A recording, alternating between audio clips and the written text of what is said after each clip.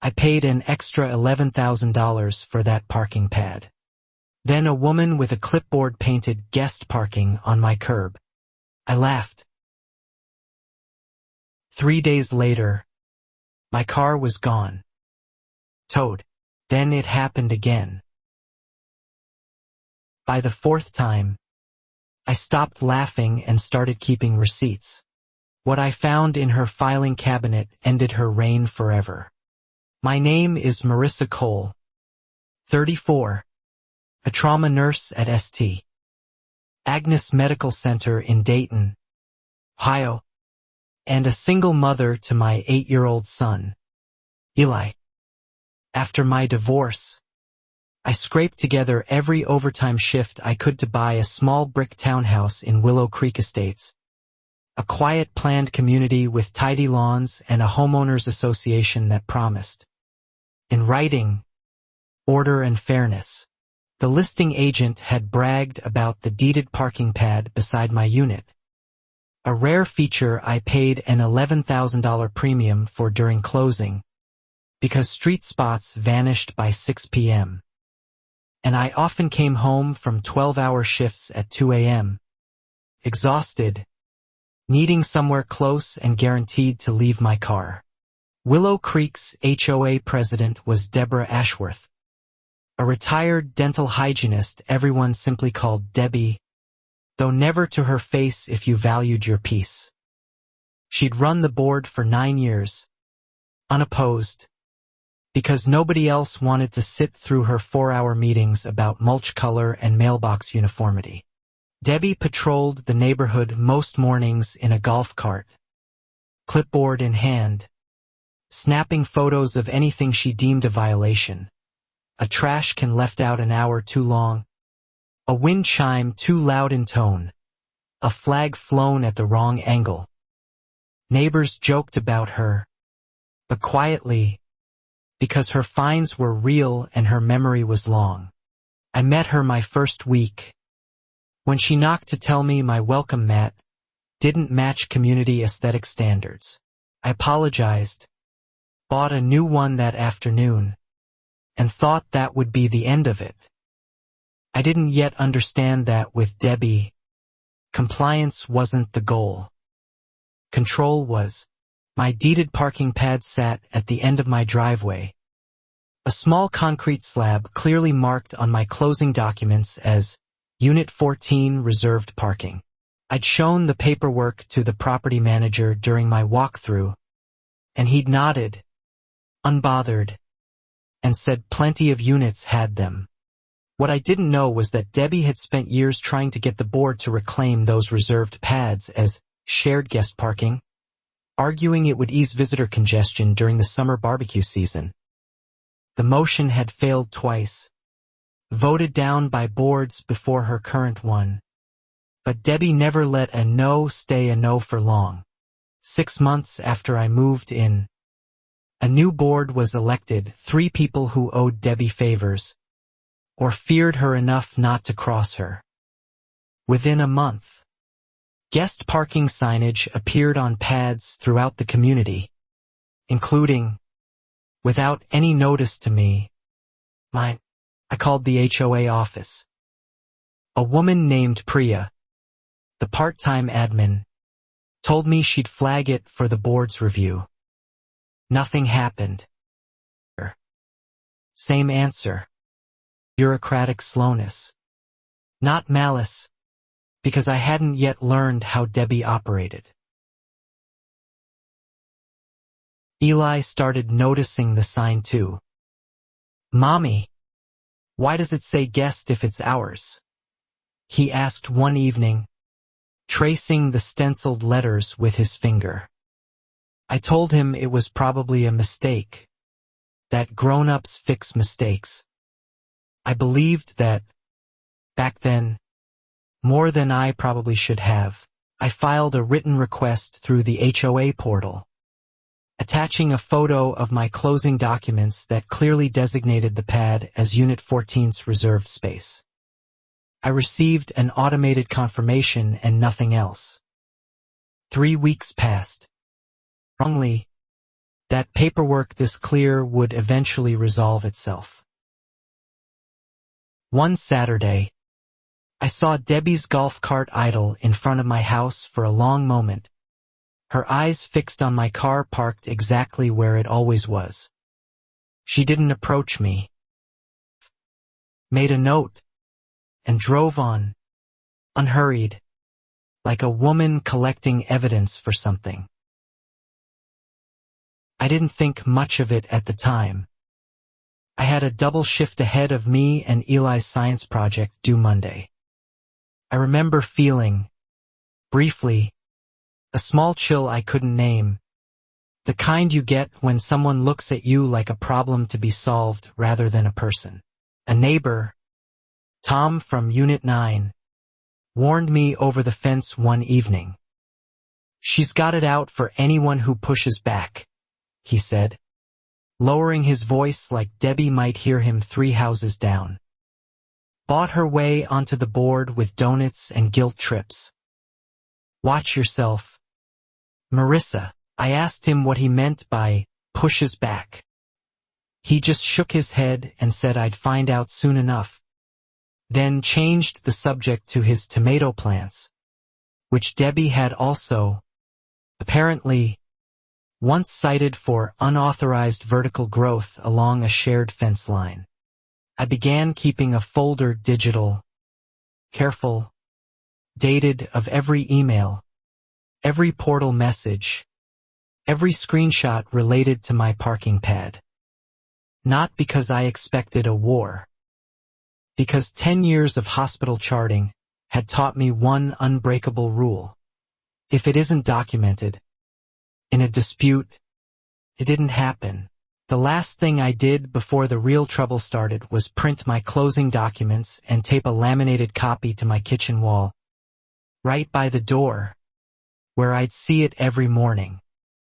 Felt paranoid at the time. Looking back, it was the smartest thing I ever did. The first tow happened on a Tuesday. I'd worked a 16-hour shift covering for a coworker's emergency, and I came home at 3 a.m. to an empty parking pad where my car should have been. My stomach dropped before my brain caught up. I thought it had been stolen. I called the police, half panicked, half numb with exhaustion. The dispatcher checked and told me, almost apologetically, that my vehicle had been towed by a company called Bulldog Towing under an HOA request, citing unauthorized parking in designated guest space. The tow and storage fee came to $310. I stood in my driveway at 3:40 a.m. in scrubs, staring at the freshly repainted guest parking stencil, and felt something shift in my chest. Not panic anymore, but a cold, focused anger I hadn't felt since my divorce lawyer told me what my ex-husband's attorney was trying to pull. I called the HOA emergency line, which rang, unanswered, 6 times before going to a voicemail box that was full. I called Priya's cell, the number listed on old newsletters. She picked up, groggy, and told me, carefully, that Debbie had personally authorized the tow, per the new signage policy. "But that's my deeded pad," I told her, my voice cracking with fatigue and disbelief. "I have the paperwork." Priya sighed, and in that sigh I heard something like sympathy, and something like resignation. "I know," she said quietly. "I flagged your request weeks ago." She overruled it. I retrieved my car from the impound lot at 6 a.m., paying $310 I didn't have room for in that month's budget. Then drove straight to my shift without sleep, running on coffee and disbelief. I kept replaying Priya's words.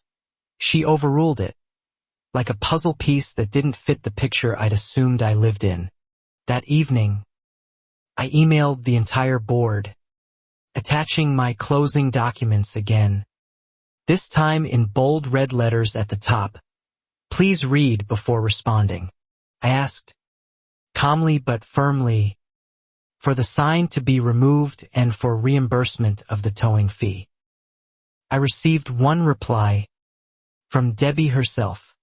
Her email was polite in the way a knife is sharp, precise, clean, cutting. She wrote that community harmony requires shared sacrifice, that guest parking was critical infrastructure for visitors, and that my documents were under legal review by the board's attorney. No timeline. No reimbursement. I asked, in my reply, for the name of this attorney and copies of any board meeting minutes where the guest parking policy had actually been voted on and passed. Debbie didn't respond to that email. Instead, 3 days later, a $150 fine appeared on my HOA account for harassment of board leadership. I read that fine notice twice, certain I'd misunderstood it. I hadn't. Confrontation, apparently, now constituted harassment. I called Priya again, and this time she wouldn't answer at all, and I understood, with a sinking clarity, that she'd been told not to help me anymore. I brought my documents to my next-door neighbor, a retired paralegal named Grace who'd lived in Willow Creek for 14 years. She read through everything at her kitchen table, glasses pushed low on her nose, and finally looked up at me with an expression I didn't like at all. "Marissa," she said, "in 14 years, I've watched Debbie do this to at least 6 other families. Every one of them eventually sold and moved. She doesn't fight fair, and she doesn't fight fast. She wears people down until leaving feels easier than winning." I told Grace I wasn't planning to leave. Grace smiled for the first time since I'd sat down. "Good," she said, "because I think you might actually have what those other families didn't, proof, and the stubbornness to use it." She offered to help me request the HOA's official meeting minutes and bylaws through a formal records request. I filed the request that week, citing Ohio's HOA transparency statutes, which require associations to provide members access to governing documents and financial records within a reasonable time frame. Grace helped me word it precisely, citing the exact code sections, so there'd be no wiggle room for delay or denial. Debbie's response came 10 days later, the maximum allowable delay, and it included only partial minutes, 18 months of meetings, heavily redacted, with entire sections blacked out under a stamp reading, "Executive Session, Confidential." I asked Grace if that was normal. She said, flatly, that it was not. "Executive session covers personnel and legal matters," Grace explained, "not parking policy votes. If she's blacking out a parking discussion, either she's hiding that the vote never legitimately happened, or she's hiding who actually voted and how." I felt, for the first time, that I wasn't paranoid. I was right. That week, my car was towed a second time, this time while I was inside my own home, asleep after a night shift. My car parked exactly where it always sat. I woke at 2 p.m. to a notice taped to my door and no vehicle in the driveway at all.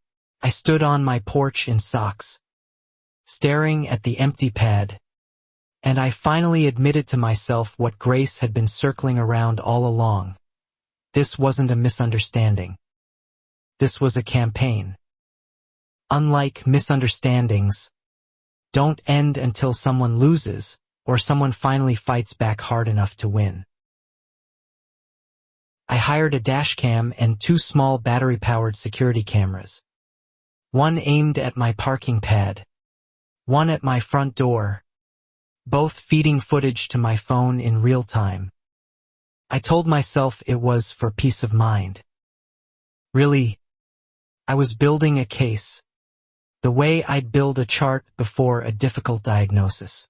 3 days after installing the cameras, I caught Debbie's golf cart idling at my pad again at 6:40 a.m., photographing my car, which sat legally parked, exactly where my deed said it belonged. She lingered nearly 4 minutes, circling it twice, before driving off toward Bulldog Towing's usual arrival route. Bulldog Towing arrived 40 minutes later. I was already outside, in my robe, phone recording, and I calmly informed the driver, a tired-looking man named Curtis, that this was my deeded, paid parking spot and that towing it would be illegal. Curtis hesitated, checked his paperwork, and made a phone call. I heard his side of the conversation clearly. She's saying it's her spot, deeded and all. Debbie, I can't tow a deeded space. That's a lawsuit waiting to happen. A pause. Then, tightly, fine. Your call. Your liability. He left without towing my car. It was the first small win I'd had. I later learned Curtis had worked for Bulldog for 11 years and had grown increasingly uneasy about the volume of HOA tows coming from Willow Creek, nearly triple what similarly sized communities generated. He didn't say this to me directly that day. I'd learn it much later, when it mattered most. Debbie escalated instead.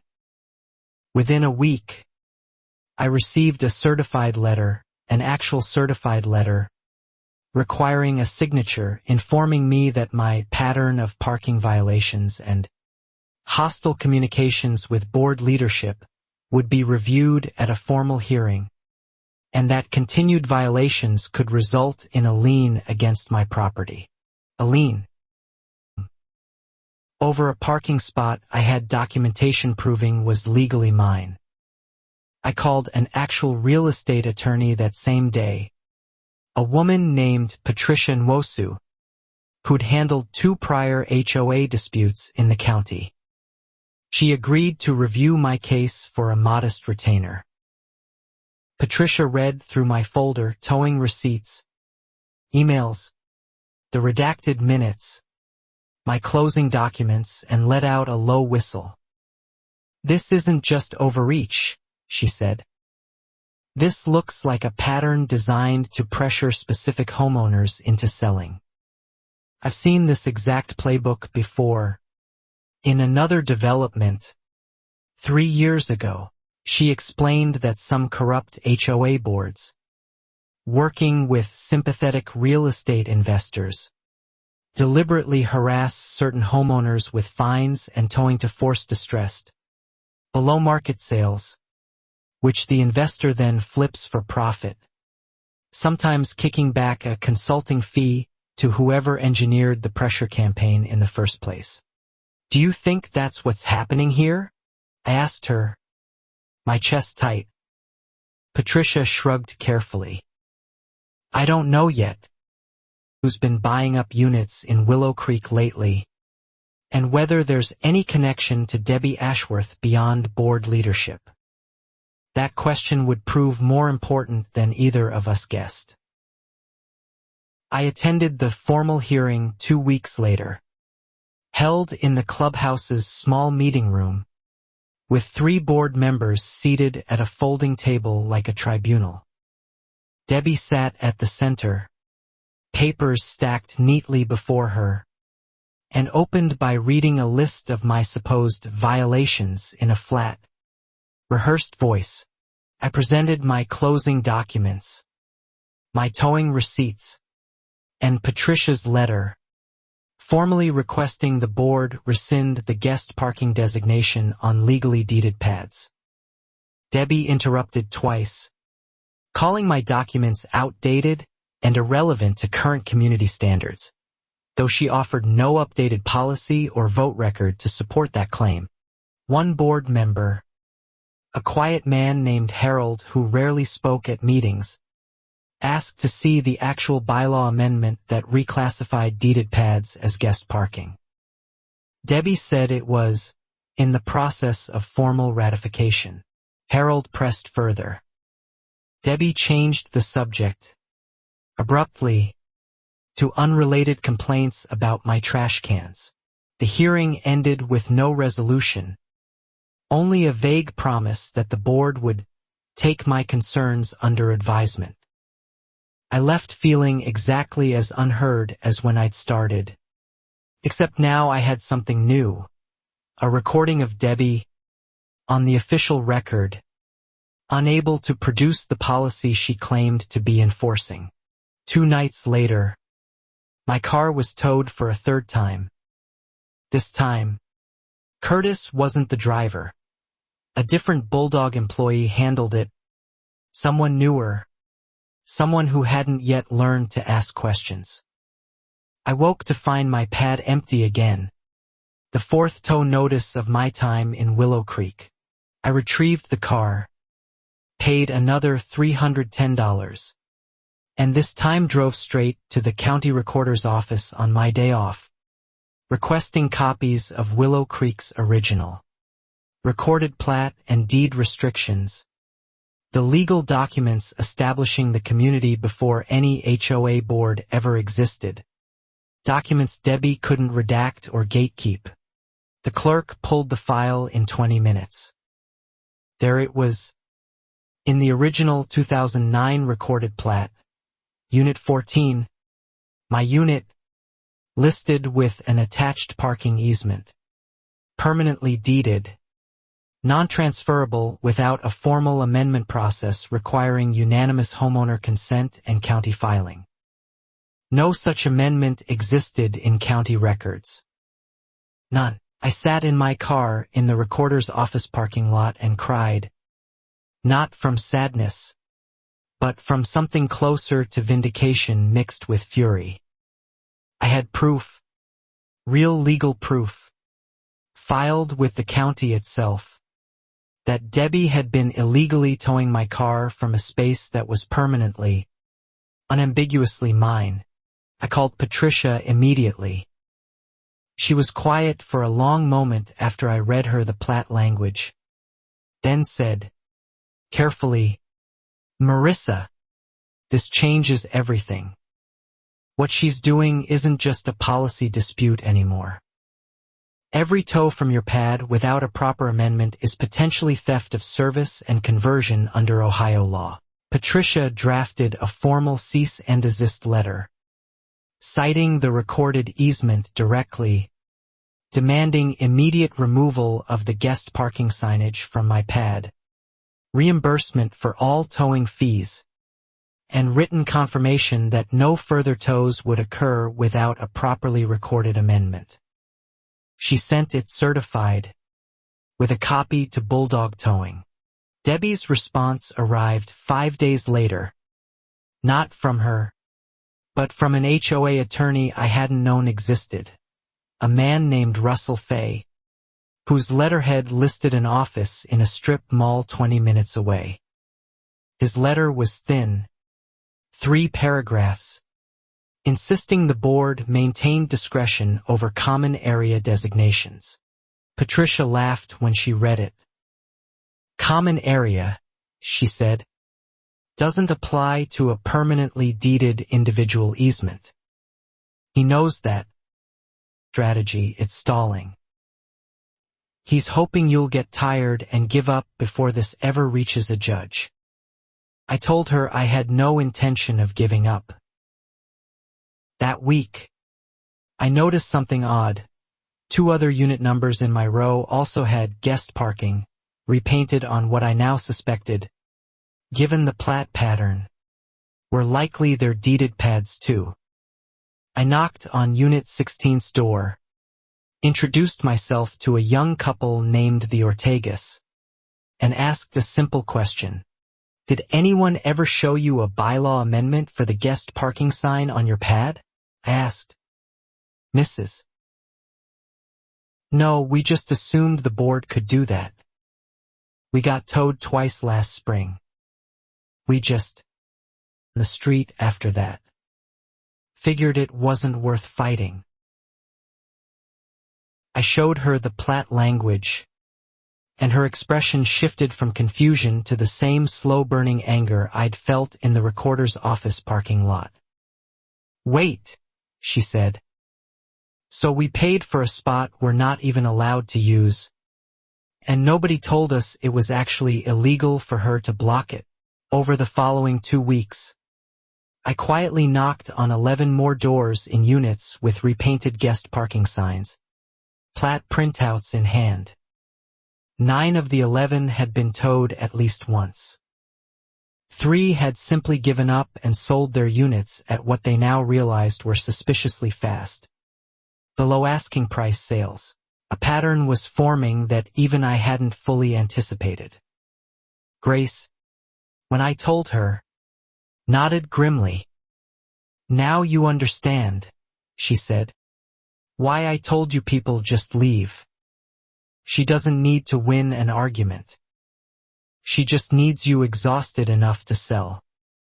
And every sale, somehow, benefits someone she knows." I asked Grace who bought the 3 units that had sold quickly.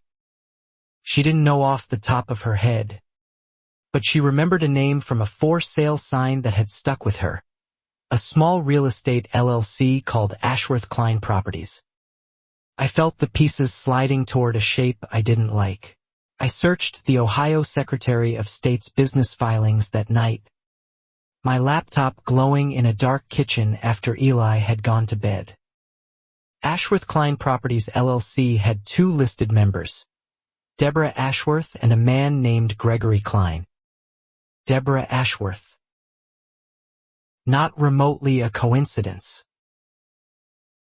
I forwarded the filing to Patricia immediately, my hands unsteady on the keyboard. She responded within the hour. "Even though it was nearly midnight, this is significant.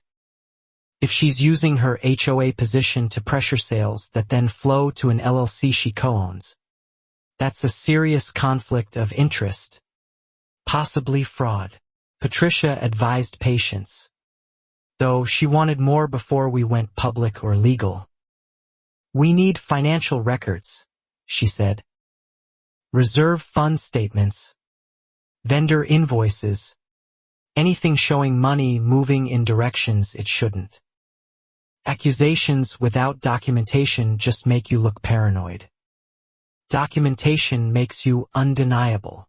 I thought of my laminated closing papers on the kitchen wall. I filed another formal records request, this time specifically for the HOA's financial statements and vendor contracts from the past 3 years, citing Ohio's statutory homeowner right to inspect association financial records.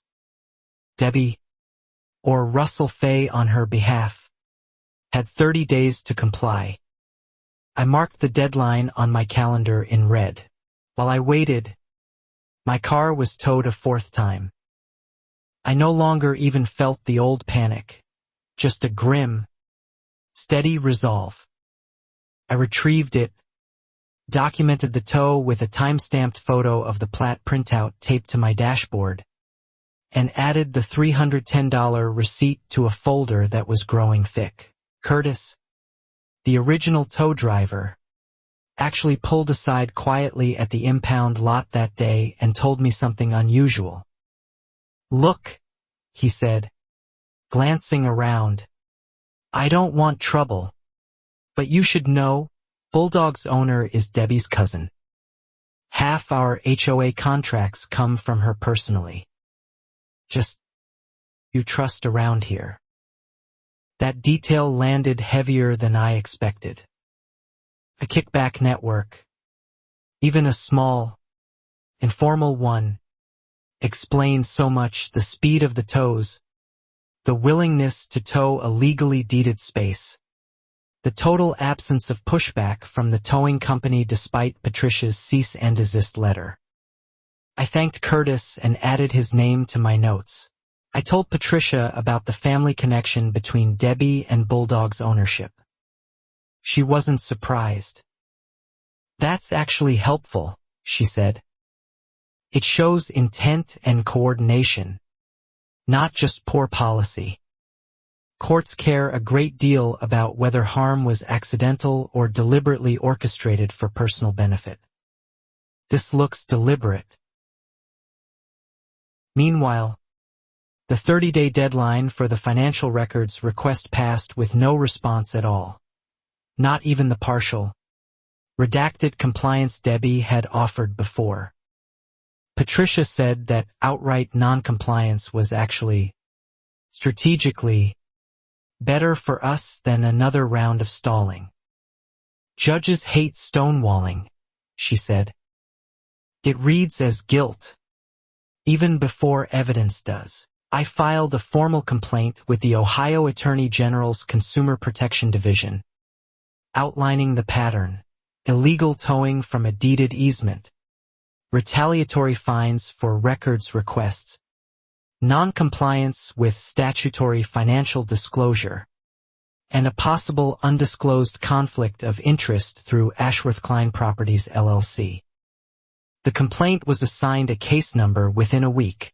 Debbie, unaware of the complaint, escalated in a different direction entirely. A letter arrived announcing the board intended to place a formal lien against my property for unpaid fines totaling $875, a sum built entirely from the harassment fine, late fees on that fine, and 2 more retaliatory charges I'd never received notice of. I called Patricia in something close to panic despite myself. A lien, even a bogus one, could complicate my mortgage refinancing, which I'd been quietly planning to lower my monthly payments and free up money for Eli's school expenses. Patricia calmed me down. "A lien filed in bad faith is reversible," she said, "and expensive for her if we can prove malice." We filed an immediate objection to the proposed lien, citing the recorded easement, the pending Attorney General complaint, and the non-compliance with the records request as evidence the fines underlying the lien were retaliatory and legally unenforceable. Patricia also requested, formally, that the board disclose any relationship between Ashworth Klein Properties and current board members. That request, more than anything else, seemed to finally provoke a reaction from Debbie herself. 2 days later, my son Eli came home from the community playground in tears, saying another child had told him his mommy was a criminal who was going to lose the house. I felt something in me go very still and very cold. I marched straight to the clubhouse, where Debbie happened to be arranging flyers for the upcoming fall festival, and asked her, as calmly as I could manage, whether she'd been discussing my legal disputes with other residents' children. She smiled, thin and unbothered. "Children repeat what they hear at home, Marissa. Perhaps ask other parents." I didn't believe her denial, not for a second, but I also had no proof, and Patricia had warned me repeatedly, "Don't give her ammunition. Don't lose your composure where witnesses can twist it into a story about you." I went home instead, held Eli, and told him none of this was his fault or mine. For a strange stretch of about 2 weeks, things went quiet. No new tows. No certified letters. Over. That the Attorney General complaint or Patricia's objections had made Debbie retreat. Grace warned me not to trust the silence. She was right not to. During that quiet stretch, I used the time to strengthen my case rather than relax. I compiled a timeline document, every tow, every fine, every unanswered request, cross-referenced with dates from my camera footage and Bulldog's own receipts, 31 pages total, organized the way I'd organize a patient's chart before handing it to a specialist. I also reached out, carefully, to the other homeowners I'd identified with guest parking signs on their deeded pads. 6 of them agreed to a small informal meeting at Grace's house, where I laid out the plat records and explained what Patricia had found regarding Ashworth-Klein properties. The room went very quiet. So she's been pressuring us to sell to a company she owns, using illegal fines and tows? The Ortegas neighbor, a retired teacher named Mr. Ferris, asked slowly, like he was working through a math problem he didn't want the answer to. I told him that was exactly what the evidence suggested.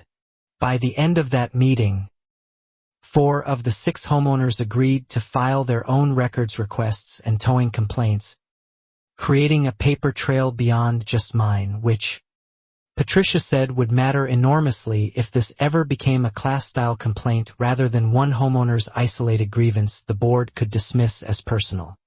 Harold, the quiet board member from my earlier hearing, unexpectedly emailed me during this period, from a personal address rather than his HOA one.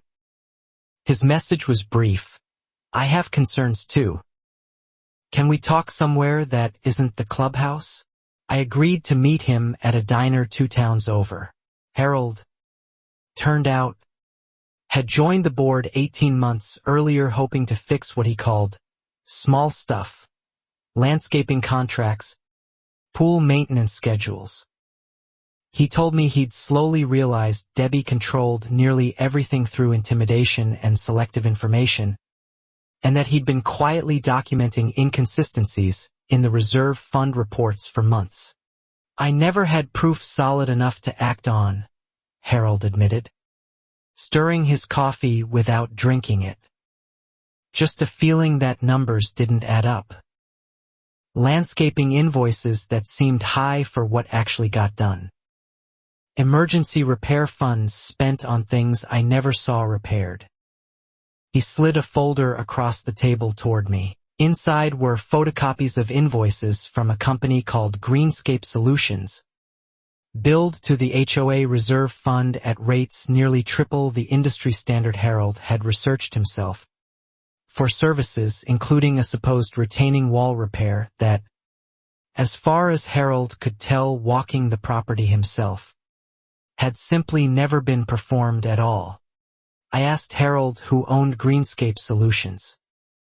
He didn't know for certain, but the invoices were signed by someone named Renee Ashworth, Debbie's daughter-in-law. Almost trusted suddenly made a different kind of sense. It wasn't peace. It was Debbie regrouping, perhaps sensing the walls closing in. I brought Harold's folder to Patricia the next day. She read through it twice, then set it down carefully, like it might bite her. Marissa, she said, this isn't just an HOA dispute anymore.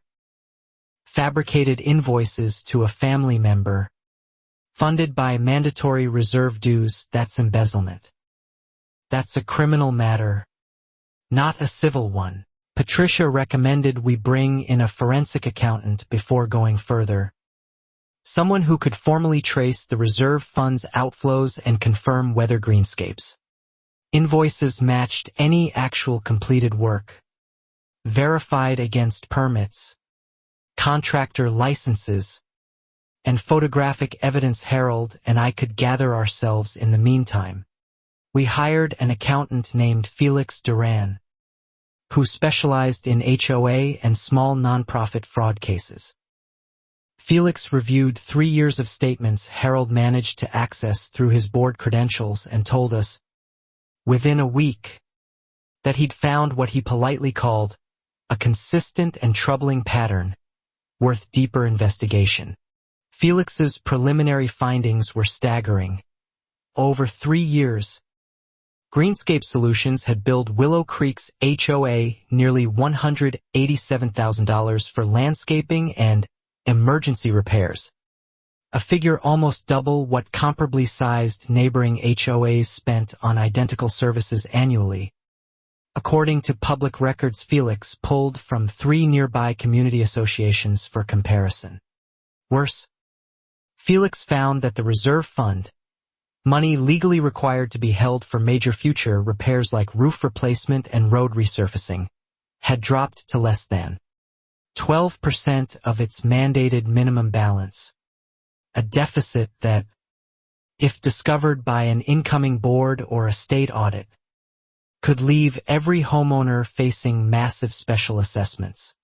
I sat with that number for a long time.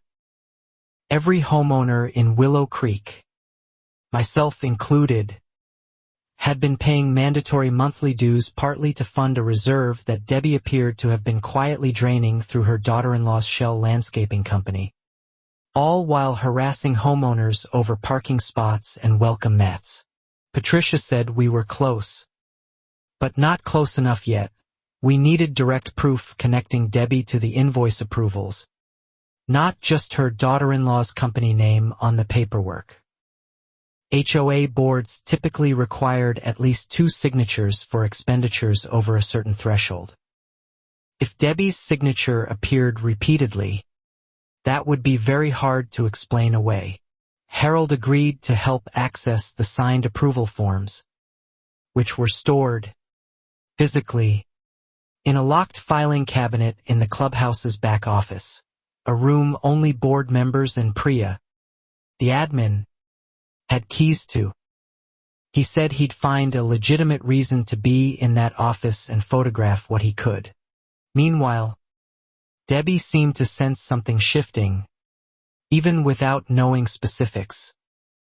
She began showing up at my house more often, always with some pretext, a friendly reminder about trash bins, a concern about Eli's bike left in the driveway overnight. I recognized it for what it was, surveillance dressed up as neighborliness. One evening, she lingered a little too long at my door, eyes drifting past me into my living room, where my whiteboard timeline of the whole dispute sat visible on the wall, dates and dollar amounts scrawled across it. Her expression flickered, just slightly, before she smiled and said goodnight. I closed the door and felt cold.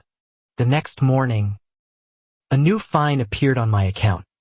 $500 for unauthorized recording of HOA officials without consent, despite Ohio being a one-party consent state where I was legally allowed to record my own conversations, especially in a public driveway. Patricia called it a fine with... We formally disputed the fine, citing Ohio recording law directly, and requested the board provide the specific bylaw supposedly violated. No bylaw was ever produced. Debbie simply let the fine sit on my account, unenforced but unremoved, a small persistent irritant, like she wanted me to feel her presence even when she had no real leverage left. Harold managed to photograph a stack of approval forms during a legitimate maintenance meeting the following week. His phone tucked casually against his thigh as he flipped through the filing cabinet under the pretense of finding pool contractor bids. He sent me the images that night with every single greenscape invoice, all 11 of them over 3 years, bore 2 signatures, Debbie Ashworth, and a second name I didn't recognize at first, Walter Ashworth. Debbie's husband, who, according to the HOA's own public roster, had never held any official board position at all. He wasn't even supposed to have signing authority. Felix confirmed it immediately when I sent him the images. Walter's signature had no legal standing as a board approval, meaning every one of those invoices had effectively been approved by Debbie alone, using her husband's forged countersignature to make it appear as though proper 2-signature protocol had been followed. It hadn't. Patricia's voice, when I called her with this, had a new edge of controlled excitement. Marissa, this is it. Forged countersignatures on financial documents used to authorize fraudulent expenditures. That's not just embezzlement anymore. That's forgery. And depending on how the prosecutor wants to charge it, potentially felony-level financial fraud under Ohio law. We decided, carefully, that this evidence needed to go beyond just an internal HOA dispute. Patricia recommended we prepare a formal packet for the local prosecutor's Economic Crimes Unit, alongside the ongoing Attorney General complaint. Time to land right before the HOA's upcoming annual meeting, where board elections would take place. If we time this right, Patricia explained, we don't just win your parking dispute. We remove her from power entirely, publicly, in front of every homeowner she's been squeezing for years. I thought of the Ortegas, of Mr. Ferris, of the 3 families who'd already sold and moved away.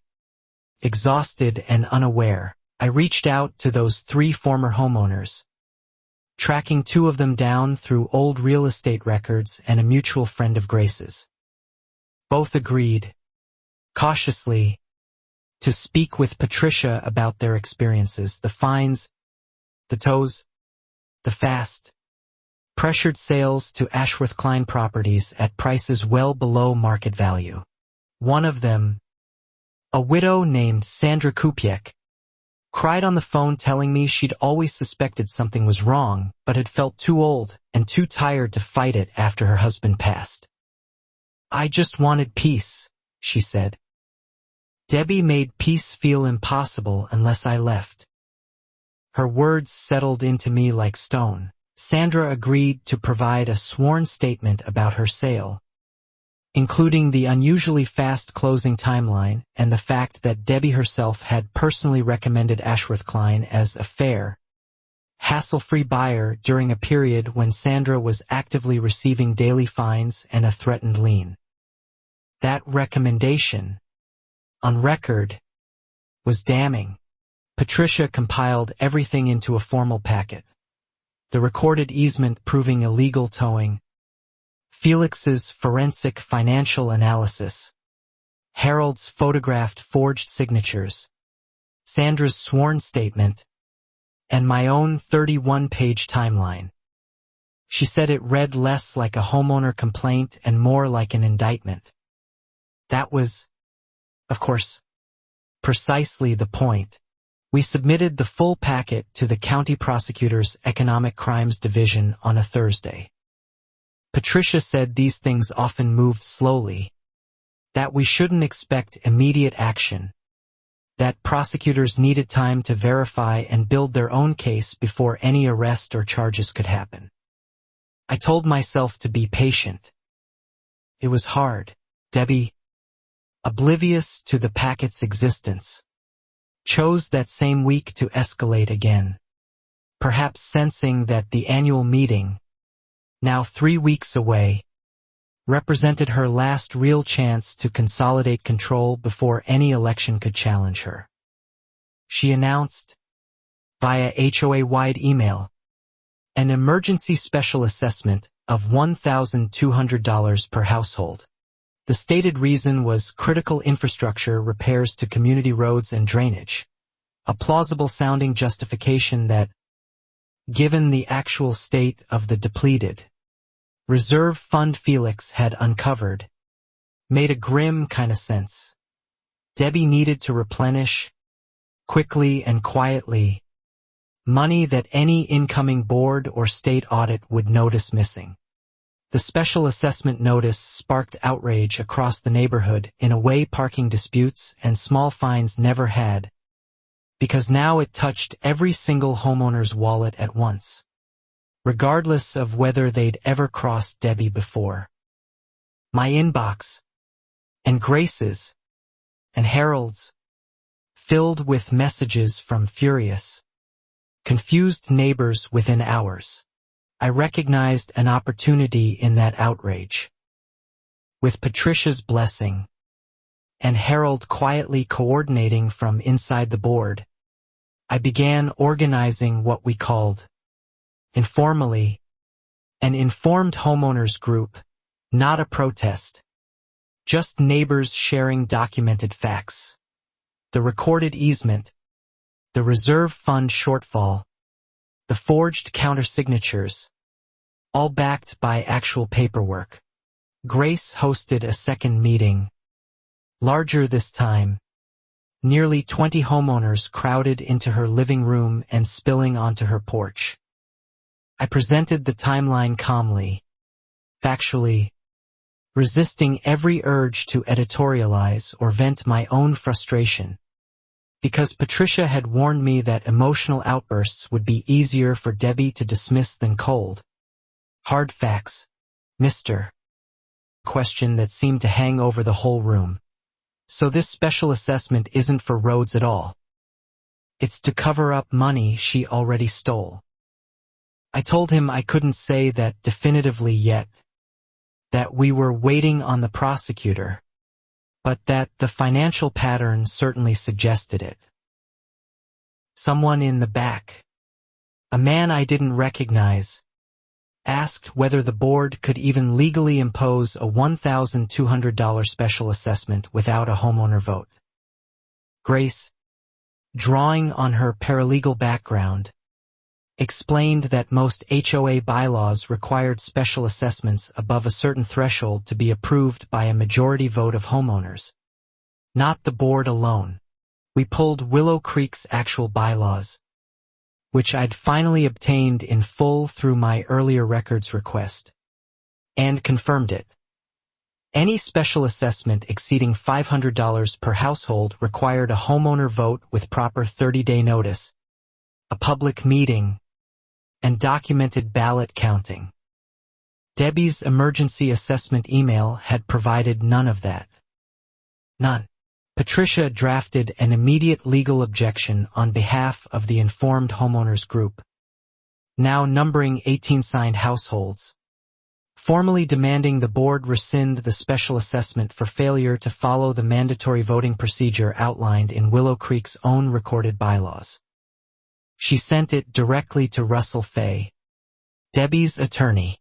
Russell Fay's response, when it came, felt different from before, shorter, more careful, almost defensive, stating only that the board would review the procedural concerns raised. No denial. No pushback on the underlying facts. Patricia said that shift in tone told her something important. Russell Fay had started distancing himself from Debbie's decisions. We later learned, through Harold, that Russell Fay had actually urged Debbie privately to rescind the assessment immediately and consult a criminal defense attorney given the direction things appeared to be heading.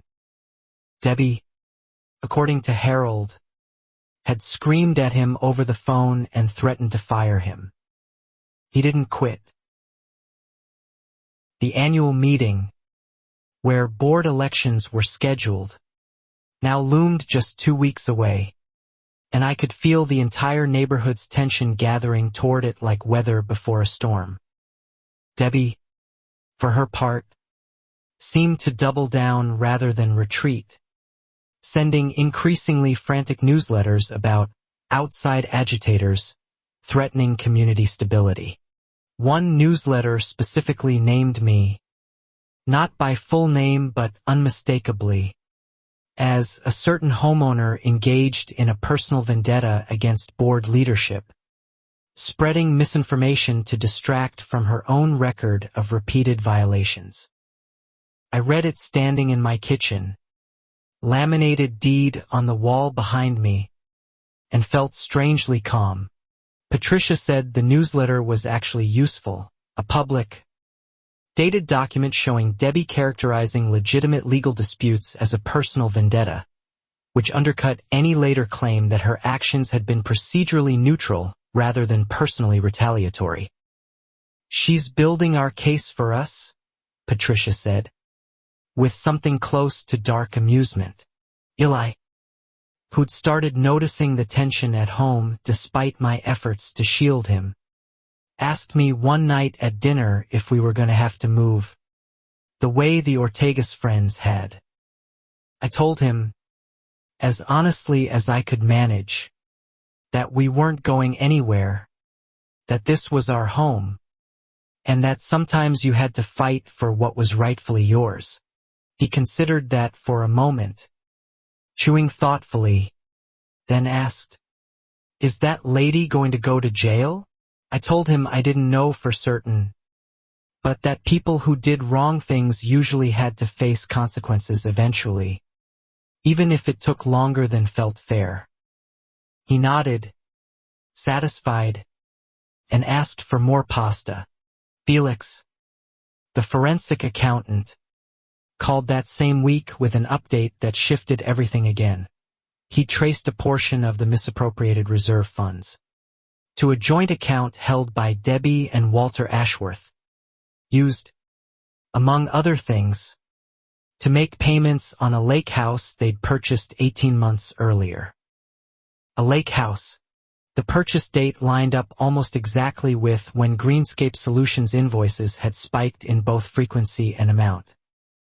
Felix said the correlation wasn't proof by itself, but combined with everything else, the forged signatures, the phantom repairs, the reserve fund collapse, it painted an unmistakable picture of systematic, sustained embezzlement for personal gain. Patricia forwarded Felix's updated findings to the prosecutor's office, along with a formal request for expedited review given the upcoming annual meeting and the risk that Debbie, once she sensed the walls closing in, might attempt to destroy records or flee with remaining assets before any formal charges could be filed.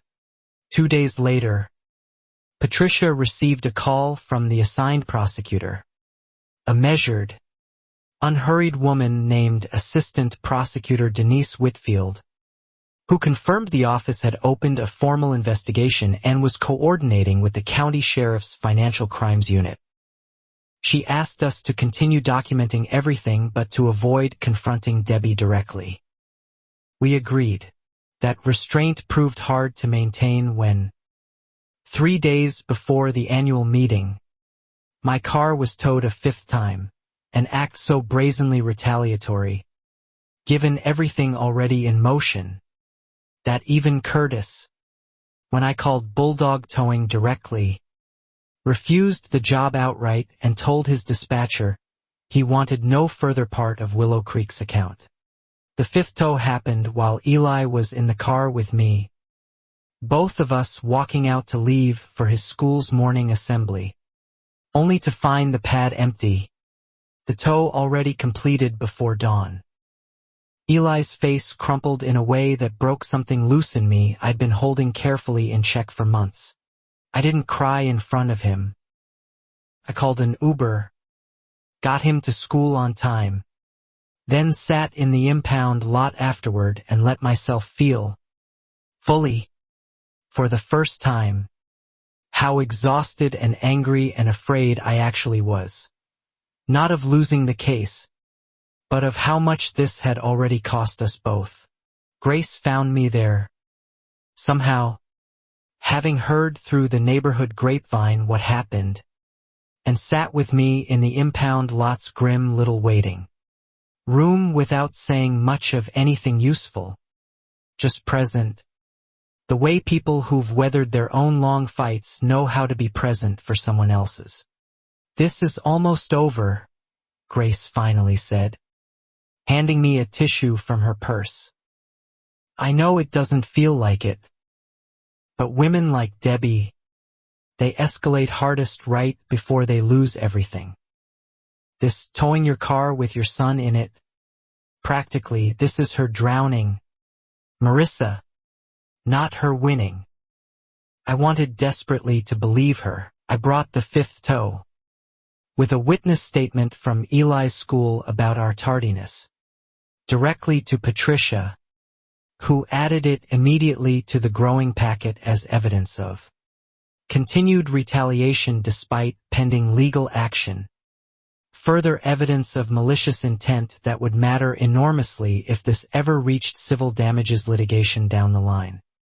The annual meeting was now 1 week away, and Debbie's newsletters had grown almost unhinged in tone, accusing unnamed, disgruntled residents of conspiring with outside legal interests to destabilize the community, language that read, "To anyone paying attention," less like leadership and more like someone who sensed control slipping through her fingers. Harold told me, quietly, that 2 of the 3 board members who normally rubber-stamped Debbie's decisions had started avoiding her calls, having apparently heard rumors, through channels Harold wouldn't specify, about a pending investigation. Fear, seemed, had finally started flowing in a different direction than it had for years in Willow Creek.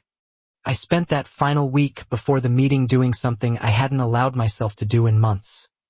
Sleeping properly, spending real unhurried time with Eli, cooking dinners instead of surviving on hospital cafeteria food between shifts. Patricia had told me plainly there was nothing more to do but wait, and to trust the preparation already done. Sandra Kupiec, the widow who'd sold her home under pressure, called me unexpectedly that week to say she'd decided to attend the annual meeting in person, something she hadn't done in the 2 years since selling her unit. "I want to look her in the eye," Sandra said. "When the truth finally comes out."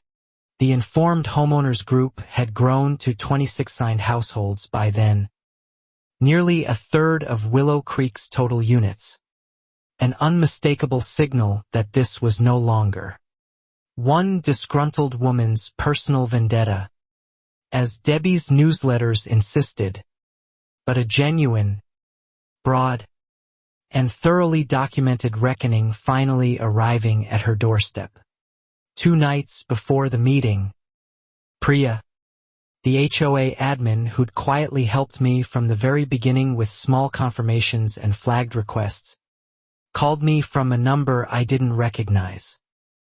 She sounded frightened. "The original Greenscape files," she said. I told her I already had. I lied. Priya had, in fact, secretly scanned and preserved every original invoice, approval form, and financial statement months earlier, sensing even before I did that something was deeply wrong, and had simply been waiting, afraid, for the right moment and the right person to hand them to. That moment, clearly, had arrived. I connected Priya directly with Patricia and Assistant Prosecutor Whitfield's office that same night, and Priya agreed, after some understandable hesitation about her own job security, to provide a formal statement and hand over her preserved digital files, closing what had been the last real gap in an already overwhelming case against Debbie.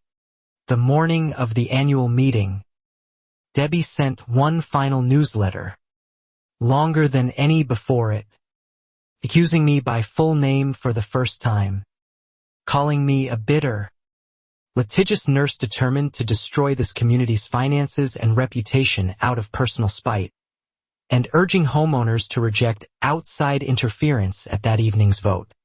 I read it standing in scrubs before my shift, and instead of anger, I felt something close to pity, mixed with grim anticipation, because I understood now that this newsletter, like the ones before it, was simply Debbie narrating her own unraveling in real time, unaware how thoroughly the evidence had already outpaced her denials.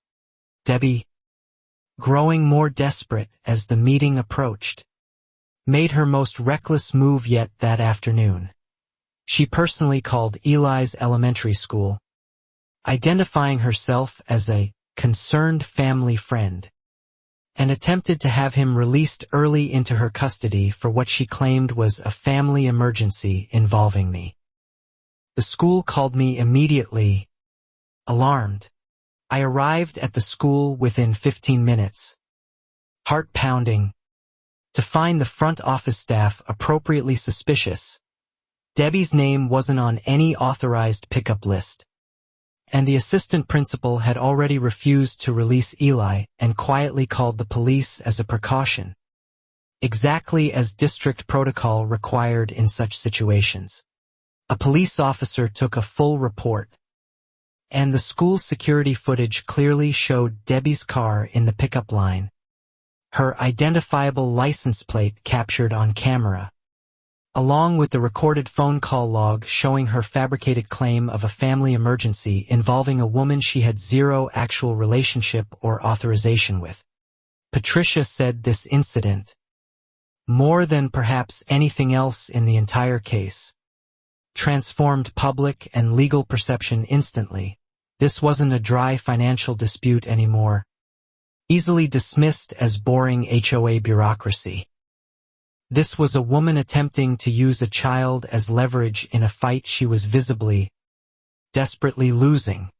I filed a police report and, separately, a formal restraining order request against Debbie, citing the school incident directly. Patricia said the timing, mere hours before the annual meeting, would be nearly impossible for Debbie or her attorney to spin favorably, no matter how the evening's vote and confrontation eventually unfolded. I nearly didn't attend the annual meeting that night, shaken and protective, wanting only to hold Eli close after what had happened. But Grace, Patricia, and even Eli himself, in his own 8-year-old way, insisted I go. Show her you're not scared. Mommy, he said, hugging me tightly before I left.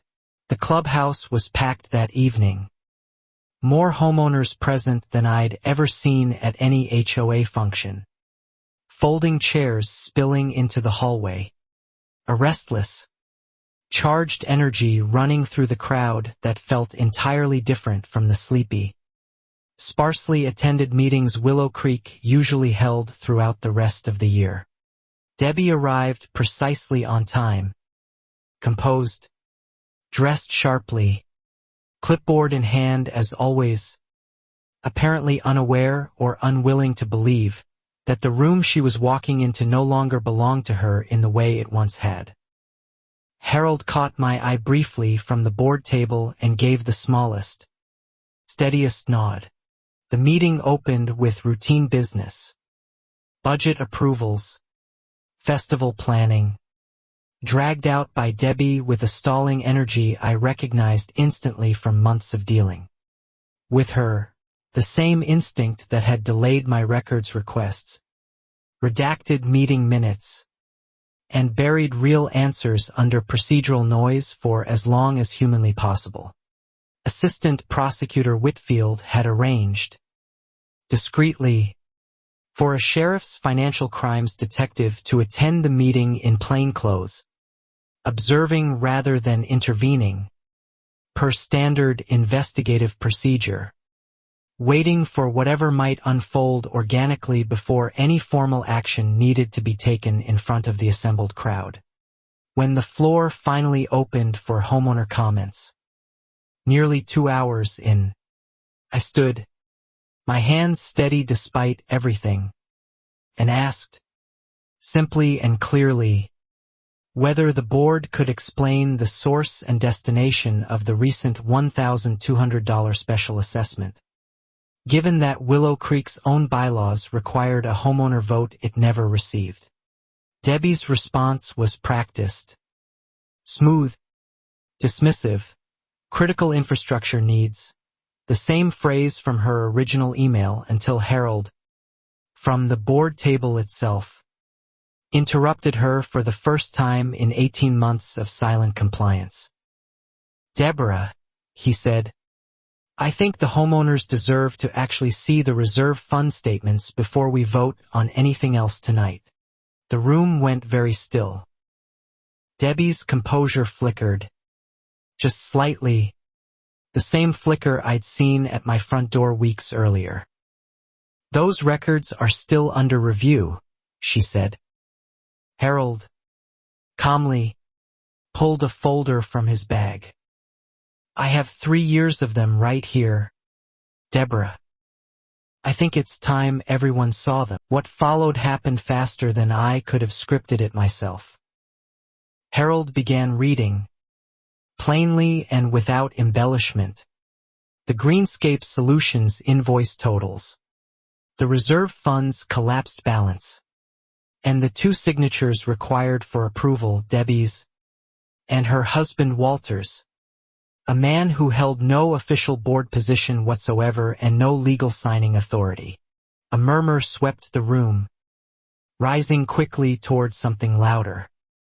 Debbie stood abruptly, insisting Harold was grossly misrepresenting routine landscaping expenses, and demanding he sit down, her voice climbing toward a register I hadn't heard from her before.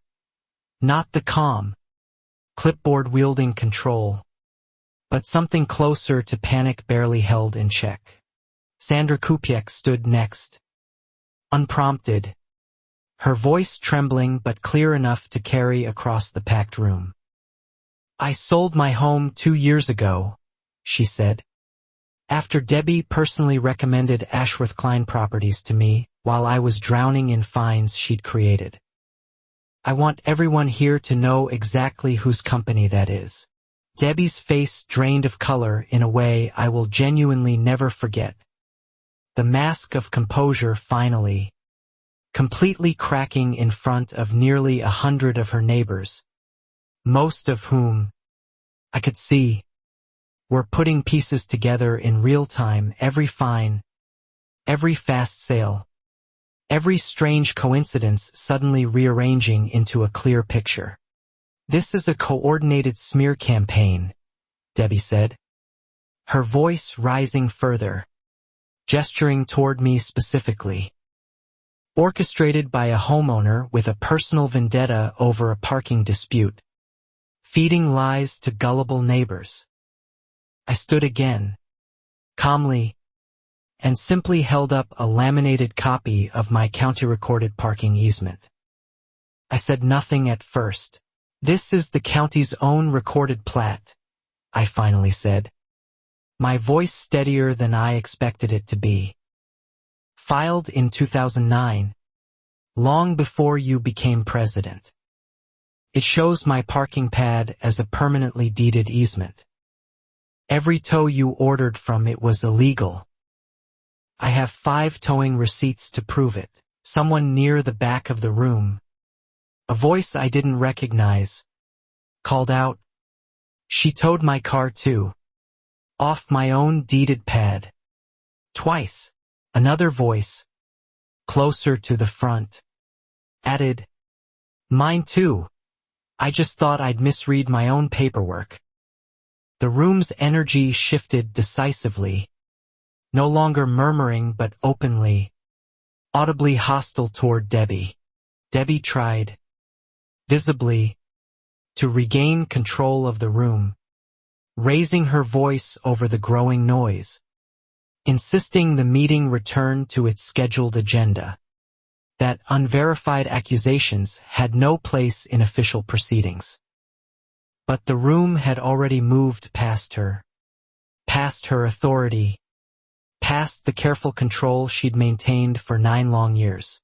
It was at that moment the plainclothes detective, who'd been quietly observing near the back exit, stepped forward and identified himself, asking Debbie, calmly and professionally, whether she'd be willing to answer some questions regarding the reserve fund and the Greenscape Solutions invoices at the sheriff's office, at her convenience, in the coming days. The room fell into a stunned, near-total silence at the sight of an actual detective addressing their HOA president directly, in front of everyone, about what was unmistakably now a criminal matter rather than a heated neighborhood dispute. Debbie's clipboard, I noticed, had slipped from her hand at some point and lay forgotten on the floor. "I have nothing to hide," Debbie said, though her voice had lost all its earlier certainty. Thin now, brittle. "This is a witch hunt." The detective, unmoved, simply repeated his request for a formal interview and handed her a card. Russell Fay, her own attorney, sat frozen at the board table, saying nothing at all.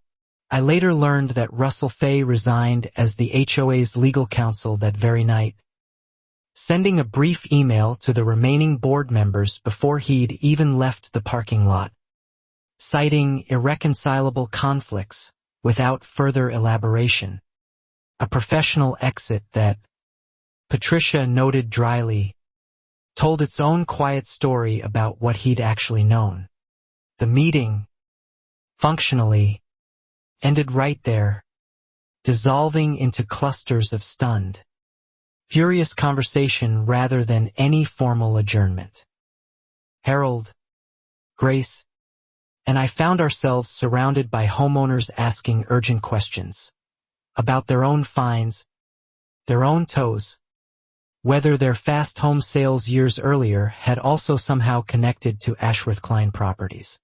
Debbie left the clubhouse alone, Walter apparently not present that evening, walking quickly to her car without meeting anyone's eyes. The golf cart she usually rode left behind entirely, as though some part of her already understood that whatever authority that little vehicle once represented had evaporated completely in the space of one meeting. I drove home that night in a strange, hollowed-out quiet, adrenaline slowly draining away, replaced by something closer to exhaustion than triumph. Eli was asleep when I got home, and my sister, who'd come to babysit, told me he'd asked twice whether the mean lady had gotten in trouble yet. I told him, gently, soon. Patricia called the next morning with an update. Assistant Prosecutor Whitfield's office had moved to formally file charges against Debbie and, separately, against Walter for his forged countersignatures, charges that would ultimately include theft in office, forgery, and tampering with records, given her position of authority over the HOA's mandatory financial reserves. Renee Ashworth, Debbie's daughter-in-law and the nominal owner of Greenscape Solutions, was also named in the investigation, facing potential charges for her role in generating fraudulent invoices for landscaping and repair work that inspectors, walking the property with Felix and a county building official, confirmed had largely never actually been performed. Debbie was arrested 4 days later, quietly, at her home, on charges connecting to the embezzlement scheme, though word spread through Willow Creek within hours regardless. The neighborhood's group chat and email threads lighting up with a mixture of shock, vindication, and, for those who'd sold under pressure, a complicated grief. Sandra Kupiec texted me a single line when she heard, "I wish I'd known sooner. But thank you for not letting it stay buried." I didn't know how to respond to that fully, so I just told her I was glad she'd finally gotten to say her piece. In that room, in front of everyone, the HOA board, in the chaotic days following Debbie's arrest, held an emergency session with Harold, now the senior remaining member, stepping into an interim leadership role. His first official act was rescinding the illegal special assessment entirely and formally removing every guest parking sign posted on deeded, easement-protected pads throughout the community. My sign came down on a Tuesday afternoon, a maintenance worker scraping the stenciled letters off my curb while Eli watched from the porch, solemnly narrating the process like a sports commentator. "And it's gone," he announced when the last flake of paint fell away. Mommy's spot is I felt, watching that paint disappear. Something I hadn't expected. Not pure triumph, but a strange, layered relief. The kind that comes after a long illness finally breaks. Exhausting and clarifying all at once. It wasn't just about the parking pad anymore. It had never really been just about the parking pad. Felix's final forensic accounting report, submitted to the prosecutor's office and later made public as part of the criminal proceedings, confirmed a total of $214,000. Misappropriated from Willow Creek's reserve fund over roughly 4 years. A figure that stunned even homeowners who'd already known something was deeply wrong. The interim board, working with Patricia in an advisory capacity, began the difficult process of trying to recover funds through Debbie and Walter's seized assets, including the lake house purchased with misappropriated reserve money, which was placed under a court order pending the outcome of the criminal case against them. I received, several weeks later, a full reimbursement for all 5 towing fees, the retaliatory fines, and a portion of legal costs, funded partly through a settlement negotiated by Patricia with the HOA's insurance carrier, which had apparently grown very interested in resolving the matter quickly once the criminal charges became public record.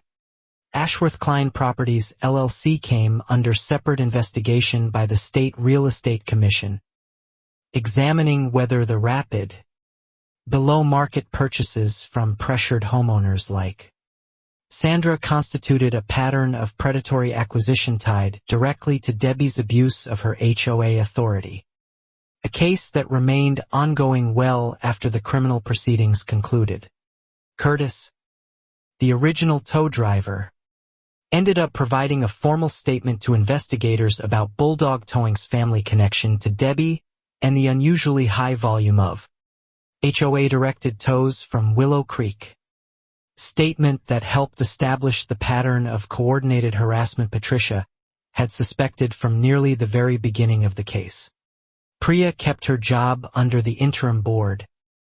Her earlier cooperation with investigators quietly acknowledged and appreciated rather than punished. And she later told me, over coffee, that she'd spent years afraid to speak up, watching good people leave one by one, never quite believing anyone would actually listen if she tried. Debbie ultimately accepted a plea agreement rather than face trial, pleading guilty to theft in office and forgery in exchange for a reduced sentence recommendation, avoiding the harsher penalties a full conviction on all original charges might have carried. Though restitution to the HOA remained a central, non-negotiable condition of that agreement, Walter received a separate, lighter plea deal given his more limited role, while Renee's charges were ultimately reduced to a lesser fraud count after she cooperated fully with investigators, providing detailed records of exactly how the fake invoicing scheme had operated, information that closed several remaining gaps in the prosecution's case. In the weeks between Debbie's arrest and her formal sentencing hearing, Willow Creek held its long-delayed board elections, and to almost no one's surprise, Harold was elected president by a wide margin, with Grace elected treasurer and, at the urging of nearly a dozen neighbors, my own name placed on the ballot too. I hadn't planned to run for anything. I told Patricia, half joking, that I'd had quite enough of HOA meetings to last a lifetime. But Eli, oddly, was the one who convinced me otherwise, telling me over dinner that someone has to make sure the next lady doesn't do what that one did. I accepted the nomination and was elected as the board's new vice president, a position I approached with a wary, deliberate transparency, insisting from my very first meeting, that all financial statements be posted publicly, that all votes be properly recorded, and that no homeowner ever again face a fine without documented, verifiable cause. One of my first initiatives was a full, independent audit of every remaining HOA contract and vendor relationship, ensuring nothing resembling Greenscape Solutions could quietly operate again, along with a new, board-independent complaint review process specifically designed to prevent any single member from wielding the kind of unchecked authority Debbie had held for 9 years. We also formally reinstated proper parking designations across the entire community, correcting every remaining guest parking sign that had been improperly placed on deeded pads, and mailed every affected homeowner a written apology along with confirmation of their restored, legally protected easement rights, something that felt, to me, like an essential act of repair. Sandra Kupiec attended our first fully public board meeting under the new leadership, sitting quietly in the back row, and afterward told me she was thinking about buying back into the community now that it finally felt safe again. A small, hopeful sentence that stayed with me for days afterward. The 3 other families who'd sold under pressure, when Patricia's office finally tracked them all down, were invited to join a civil claim against Debbie and Walter's remaining assets, seeking compensation for the below-market sales they'd been effectively coerced into, a case that would take many more months to fully resolve. Debbie's sentencing hearing took place on a gray, unremarkable Tuesday morning in late autumn, nearly a year after that first guest parking sign had appeared on my curb. I attended, along with Sandra, Harold, Grace, and several other affected homeowners, all of us sitting together in a quiet, deliberate show of solidarity. The judge, reviewing the full scope of the case, the embezzlement, the forged signatures, the retaliatory fines, the illegal towing, and, weighing perhaps most heavily, the attempted removal of a child from school under false pretenses, handed down a sentence that included restitution, a lengthy probation period, and 18 months of actual incarceration. Debbie didn't look at any of us as the sentence was read, her posture rigid, her expression unreadable in a way that felt, finally, entirely unremarkable, just an ordinary woman, facing ordinary consequences, stripped of the clipboard and the golf cart and the carefully maintained illusion of unquestionable authority she'd built for nearly a decade. Outside the courthouse afterward, Sandra hugged me tightly, unexpectedly, and thanked me again for not letting things stay buried the way they'd been for years before I ever moved into Willow Creek. I told her, honestly, that I hadn't set out to be anyone's champion. I just wanted my parking spot back. Maybe that's how it always starts, Grace said, overhearing us. Something small enough that people think it's not worth fighting. And then someone finally does fight. And it turns out the small thing was never really small at all. I thought about that for a long time on the drive home. Life in Willow Creek, in the months following, settled into something I genuinely hadn't believed possible during those exhausting early days of towed cars and certified letters. Quiet, ordinary neighborhood life, board meetings people actually wanted to attend, a community newsletter that reported real information rather than veiled threats.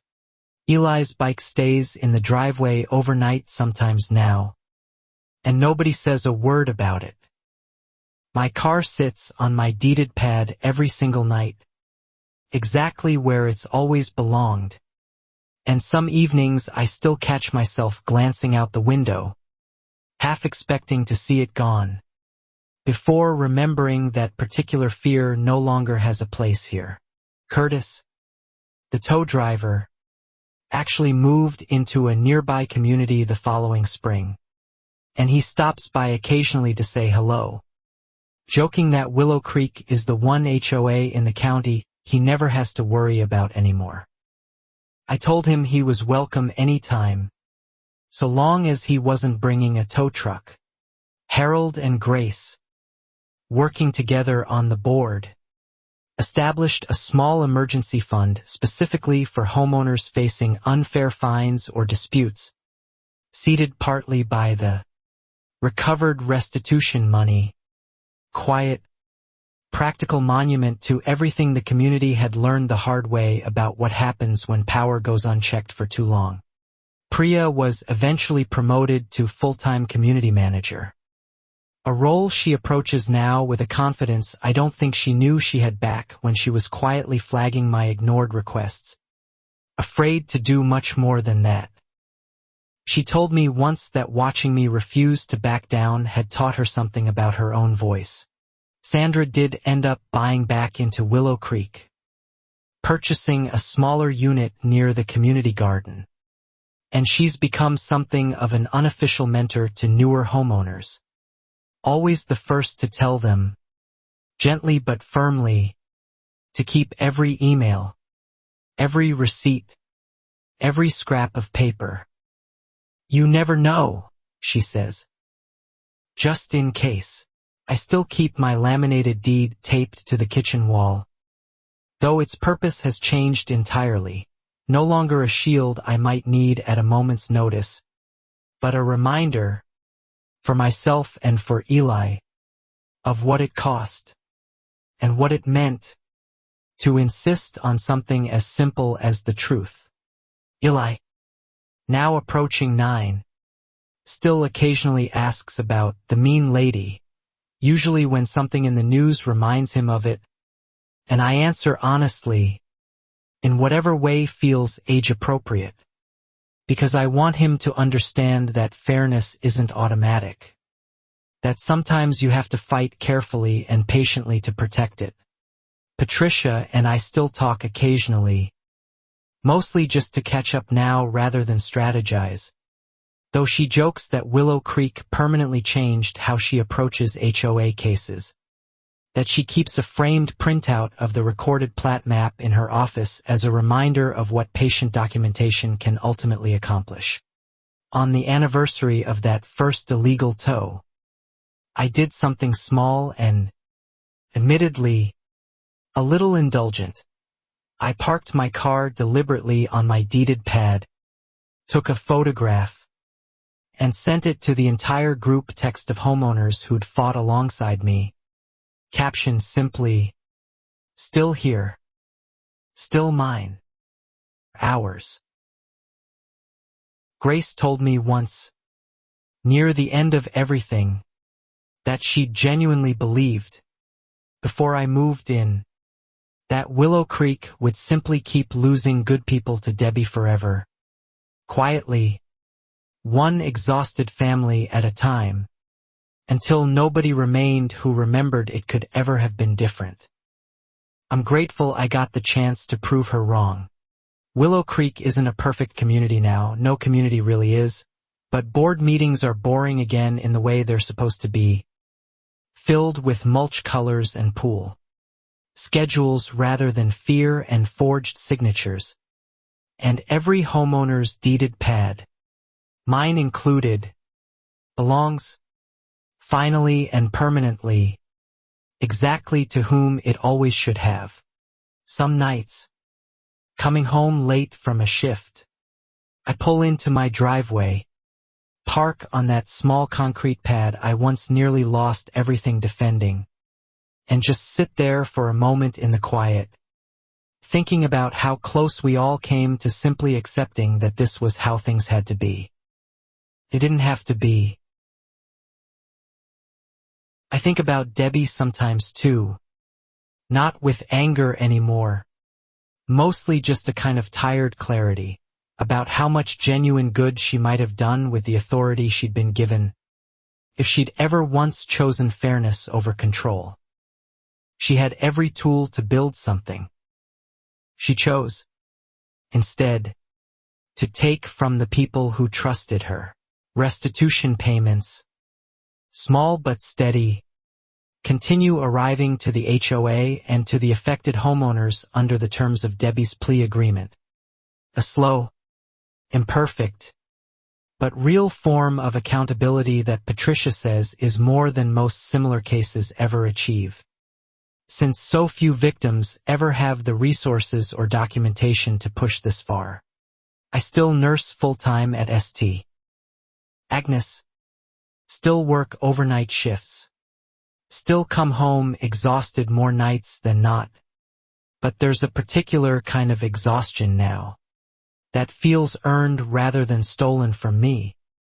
The ordinary tiredness of a full life rather than the grinding weight of a fight I never should have had to wage. Eli asked me recently, apropos of nothing, whether I'd do it all again, knowing everything it would eventually cost, the sleepless nights, the fear, the fines, the moment Debbie tried to pull him from school. I told him yes, without hesitation, because some things, once you understand what's actually at stake, simply aren't optional to fight for. The parking pad itself is nothing special to look at, just a small rectangle of concrete beside my driveway, cracked slightly at one corner, nothing anyone driving past would ever notice or think twice about. But I know what it represents now, what it cost, and what it means that it's still, simply and quietly, mine. Grace retired from the board eventually, citing her age and a long-delayed desire to actually enjoy her retirement rather than spend it fighting other people's battles. Though she remains, unofficially, the person half the neighborhood still calls first whenever something feels wrong. A habit born from trust earned the hard, slow way. Harold remains board president. Still quiet, still meticulous, still the kind of leader who reads every line of every financial statement before approving anything. A small, steady antidote to 9 years of exactly the opposite kind of leadership. Proof that sometimes the right person was there all along, simply waiting to be believed. I think, most nights now, less about Debbie and more about everyone who helped along the way. Curtis refusing that final tow. Harold's quiet folder at the diner. Priya's secretly preserved files.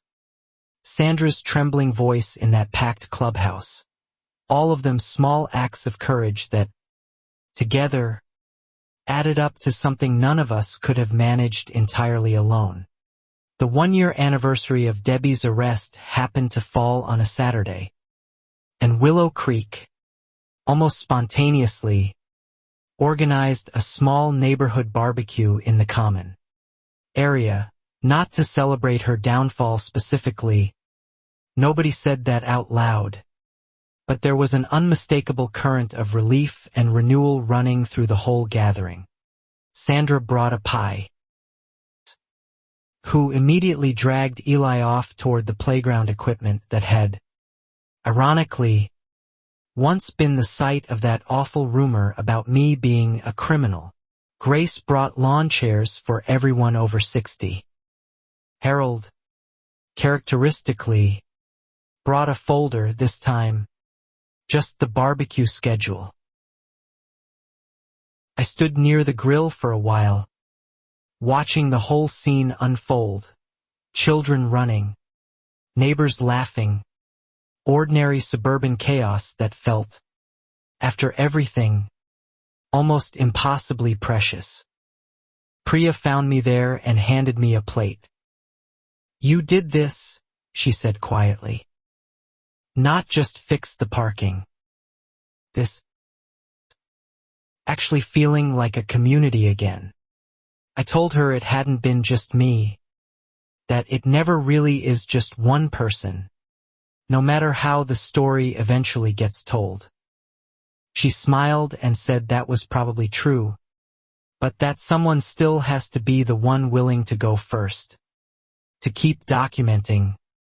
To keep showing up when it would be so much easier to simply leave. Later that evening, after most of the barbecue's crowd had dispersed and Eli had fallen asleep on a lawn chair, exhausted from a full day of unstructured, uncomplicated fun, I sat with Grace and Sandra near the last of the coals, and Sandra asked me, quietly, what I remembered most from the whole ordeal. I thought about it for a long moment before answering. Not the towed cars, though there'd been 5 of them. Not even the school incident, though that had genuinely terrified me more than anything else. What I remembered most, I told them, was the exact moment I stopped feeling crazy and started feeling certain. That plat map, I said. Sitting in my car in that parking lot, realizing I wasn't imagining any of it, that there was an actual paper trail proving I was right all along. That's the moment everything changed for me. Not winning. Knowing, for certain, that I wasn't wrong to fight. Sandra nodded slowly, understanding completely. Grace raised her paper cup of lemonade in a small, informal toast. To paper trails, she said, and to people stubborn enough to build them. Sandra and I clinked our own cups against hers, and for a moment, sitting there in the fading light with 2 women who'd fought their own versions of the same battle, I felt something settle in me completely. Debbie remains incarcerated as of this writing.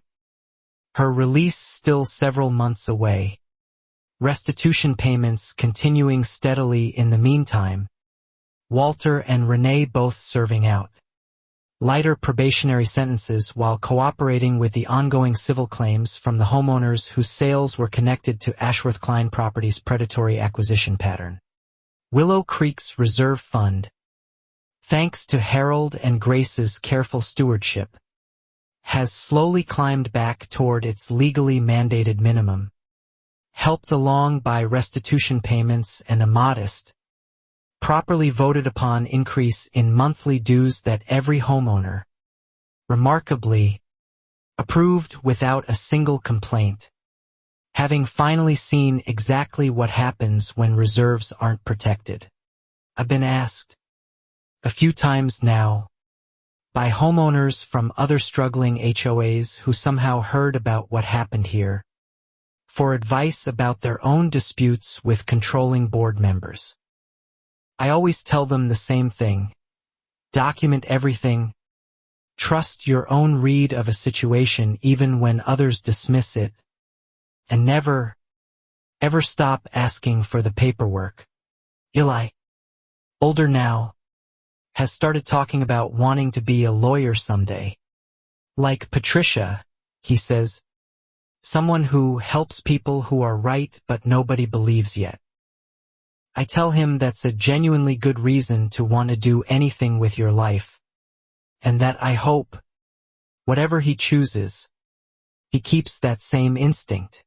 My laminated deed still hangs on the kitchen wall, a little yellowed now at the edges, and some mornings I catch Eli glancing at it on his way out the door for school, like a talisman, like proof that ordinary paperwork, carefully kept, patiently gathered, can genuinely change the entire shape of a life. I think, sometimes, about how different things might have gone if I'd simply given up after that first tow, paid the $310, accepted the guest parking sign, and moved on, the way so many families before me apparently had. I understand, completely, why they did. Exhaustion is a real and legitimate reason to stop fighting. But I also understand now, in a way I couldn't have before any of this happened, that some fights, once you fully see their shape, aren't really optional anymore, not because you're braver or stronger than anyone else, but because you happen to be the one standing there, at that particular moment, with the documents already in hand. Willow Creek held its first fully transparent, properly audited annual budget presentation last month, projected on a screen in the clubhouse. Every line item explained clearly to a room of engaged, unafraid homeowners asking genuinely curious questions rather than nervous, cautious ones. I sat in the back, watching, and felt something like quiet pride. Harold caught my eye afterward and gave a small, tired smile. "Boring meeting," he said. "Best compliment I could ask for." I told him I agreed completely. That boring, after everything, was exactly what this community deserved. Predictable, transparent, fair. The ordinary, unremarkable rhythm of people simply living their lives without fear of arbitrary punishment. Sandra's granddaughter recently asked her, apparently, why she'd moved back to a neighborhood she'd once left in tears. Sandra told her, simply, that sometimes places get sick, the way people do, and that with the right treatment, patiently applied, they can genuinely heal.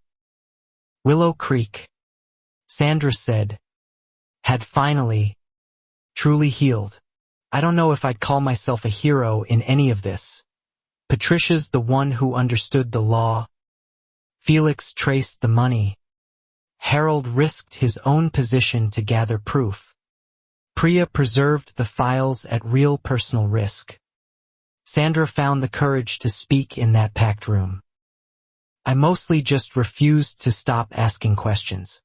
But I've come to believe that refusing to stop asking questions, when everyone around you is quietly, exhaustedly accepting an obvious wrong, is its own particular kind of courage, undramatic and unglamorous, built mostly out of stubbornness and spreadsheets and laminated paperwork taped carefully to a kitchen wall, waiting for the day it might matter. Eli's bike still sits in the driveway some nights, and my car sits, always, exactly where it belongs, on the small cracked pad of concrete that started this entire long, exhausting, ultimately redemptive fight. Some evenings, pulling in after a long shift, I still feel a small flicker of that old fear before remembering it has nowhere left to live here. Willow Creek's new sign at the community entrance, replacing the old faded one Debbie had commissioned years ago, featuring only her name as founding president, now simply reads Willow Creek Estates, established 2009, unadorned, accurate, belonging to everyone who lives here rather than to any single person's carefully cultivated authority.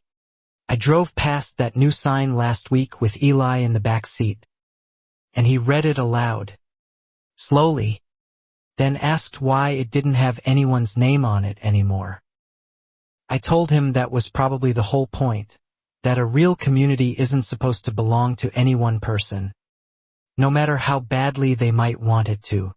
Grace still keeps her framed lawn chair from that first barbecue, jokingly calling it her victory chair, though she's quick to remind anyone who asks that victory, in situations like ours, rarely arrives as one dramatic moment. It arrives slowly, in small documented pieces, until one day you look up and realize the fight is simply, finally, over. I think that's the truest thing anyone told me throughout the entire ordeal. It wasn't the packed clubhouse meeting, dramatic as that night was, that actually won this fight. It was every quiet, unglamorous folder, every certified letter, every screenshot saved at 3 a.m. after a 16-hour shift, patiently building toward a truth too solid to dismiss.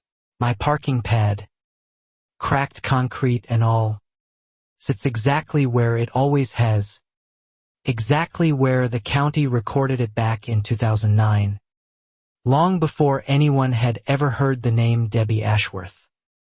Some nights, pulling in, I still smile a little, just briefly, at how something so genuinely small ended up mattering so very much. Eli's grown taller this past year, more confident, quicker to ask hard questions and expect honest answers. A shift I like to think, at least partly, came from watching his mother refuse to accept an obvious wrong simply because the person committing it held a title and a clipboard and 9 years of unchecked authority. Sandra hosts a small reading group now, in her new unit near the garden, and last month the group selection was, half jokingly, half earnestly, a mystery novel about a small town uncovering long-buried corruption. She told me afterward that half the group kept comparing the fictional villain to a woman they'd all once known personally. I laughed when she told me that, genuinely laughed, in a way that felt different from the exhausted, grim humor that had carried me through so much of the ordeal itself. Felt, instead, like actual lightness, the kind that only arrives once a long fight is fully, completely, verifiably behind you. Patricia sent me a card recently, unexpectedly, congratulating me on my new role as board vice president. Writing simply, "You didn't just win your parking spot back. You gave an entire neighborhood permission to stop being afraid." I keep that card in the same kitchen drawer as my laminated deed, close together, deliberately.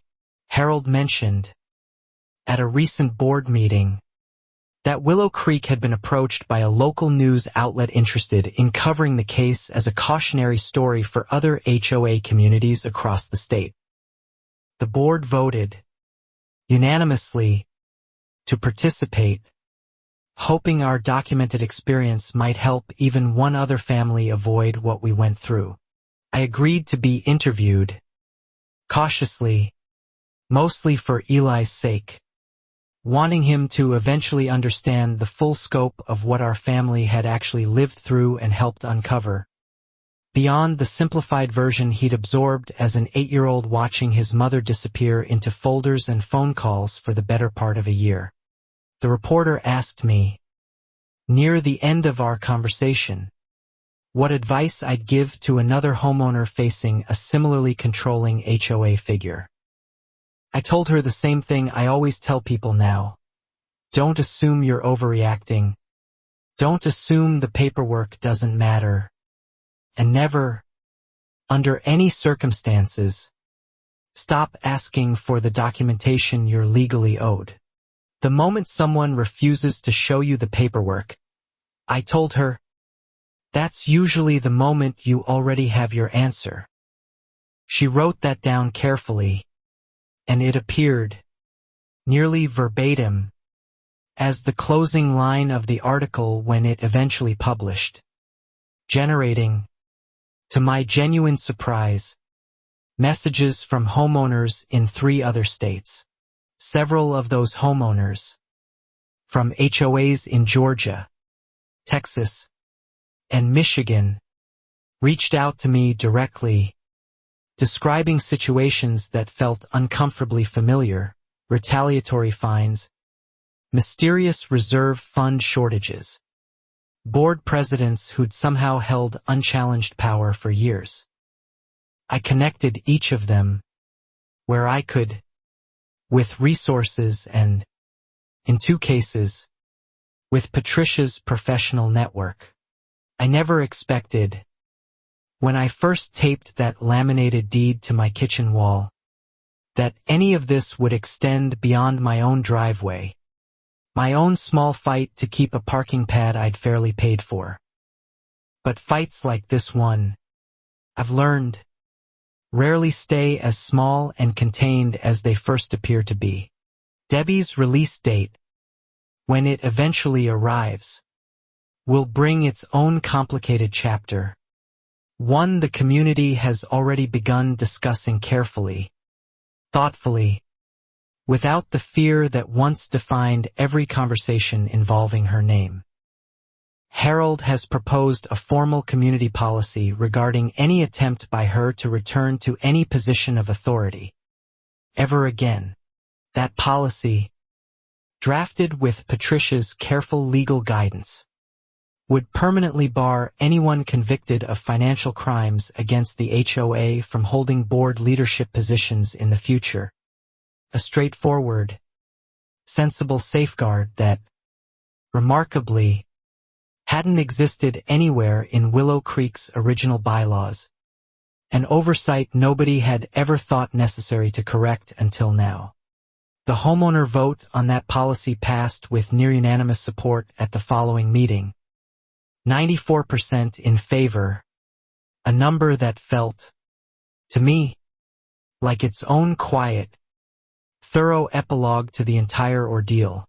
Not vengeance exactly, just a community finally, deliberately protecting itself from ever repeating the same painful lesson twice. I stood to speak briefly before that vote, thanking everyone who'd contributed to uncovering what had happened, naming Harold, Grace, Priya, Sandra, Curtis, Felix, and Patricia specifically, because I'd learned, over the course of this entire fight, how important it is to actually name the people who help you, rather than letting credit dissolve into vague gratitude. Grace, sitting in the front row as always, wiped her eyes discreetly during that part of my speech, later telling me it was the first time in 14 years she'd cried at an HOA meeting for a genuinely good reason rather than sheer exhausted frustration. I told her I hoped it would be the last time either way. Eli attended that particular meeting too, sitting quietly beside me, and afterward, walking home together in the cool evening air, he asked if I was proud of everything that had happened. I told him I was proud, yes, but also that I hoped he'd never actually need to fight something quite this hard himself. But if I do, he said, with the blunt, matter-of-fact confidence only an 8-year-old can manage, I'll just do what you did. Keep the papers. Don't give up. I told him that was, honestly, about as good a summary of the entire ordeal as any lawyer could probably manage. Willow Creek's community garden, expanded this past spring using a small portion of the recovered restitution funds, now includes a modest wooden bench near the entrance, donated anonymously, engraved simply with the words, "For everyone who kept asking." Nobody's ever officially claimed credit for that bench, though most of us have our guesses. I sit there sometimes, on quiet mornings before a shift, watching the neighborhood wake up around me, kids heading to the bus stop, neighbors walking dogs, the ordinary unremarkable rhythm of a community that spent 9 years slowly forgetting it was allowed to feel this safe, this unafraid, this simply, quietly, normal again. My parking pad remains, physically, exactly what it always was. A small rectangle of cracked concrete beside my driveway. Nothing anyone driving past would ever look at twice. But I know, and Eli knows, and everyone in Willow Creek who lived through this now knows, precisely what it took to keep it, and precisely why that mattered.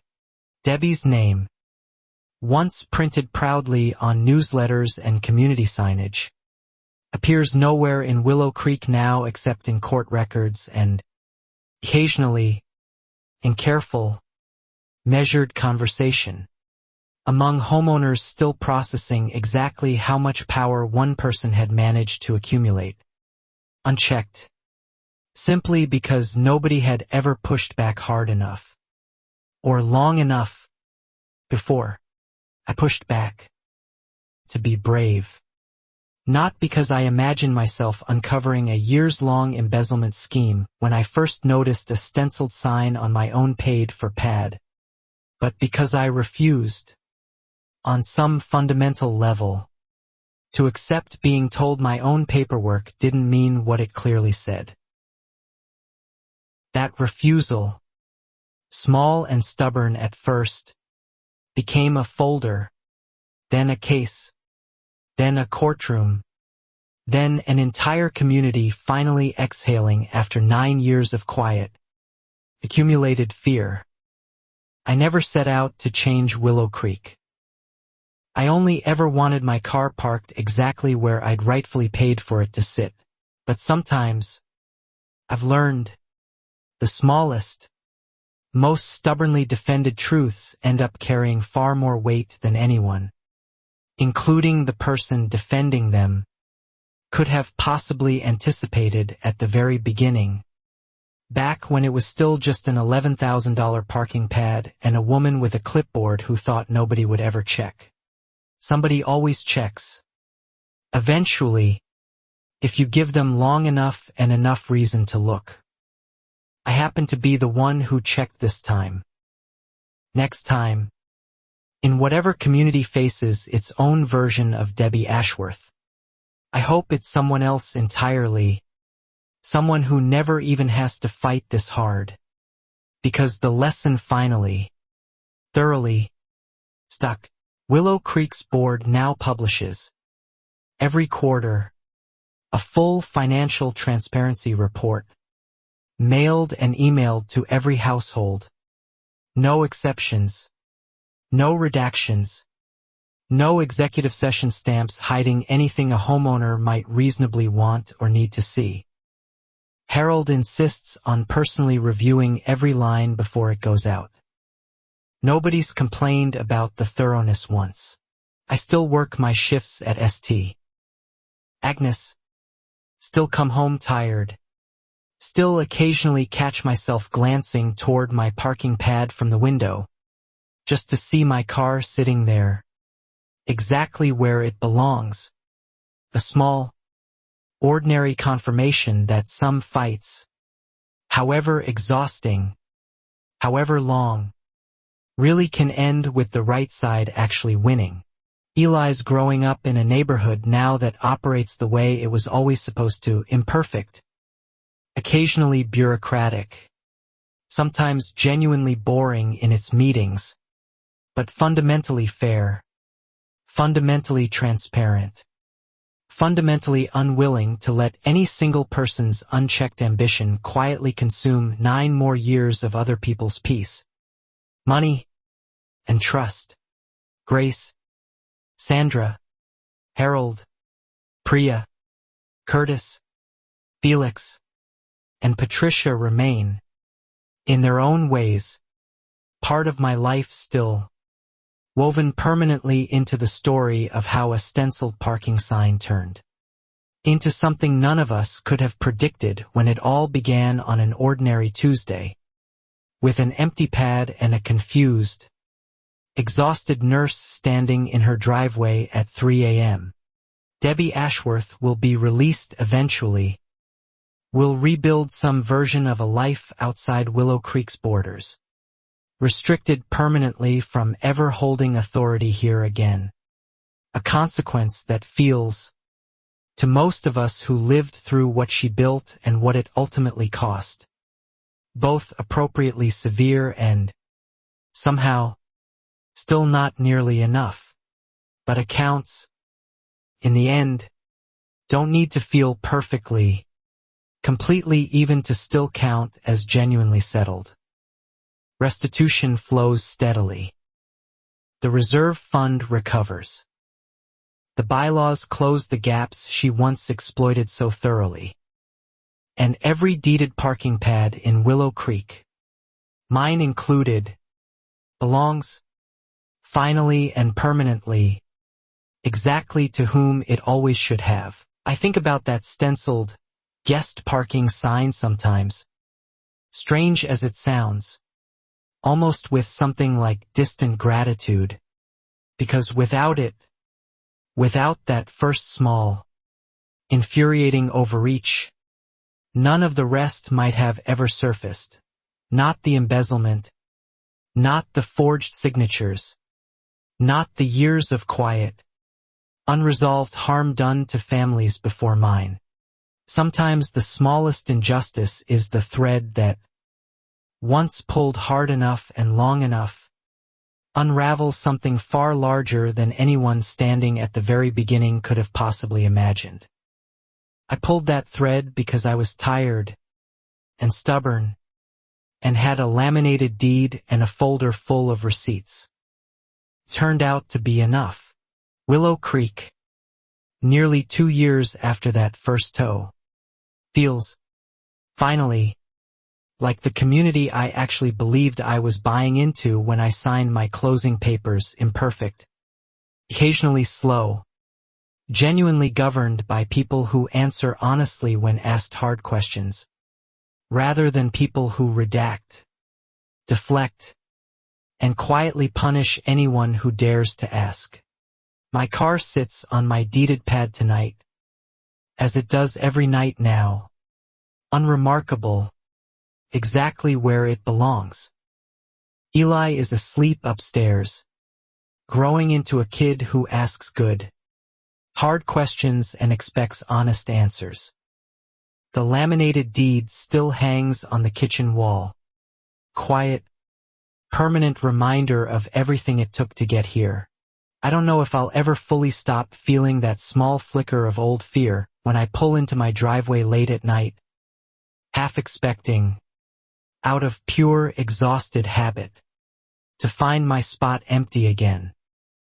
But the flicker passes faster now, every time, replaced almost immediately by the simple, steady fact of my car, right where it should be.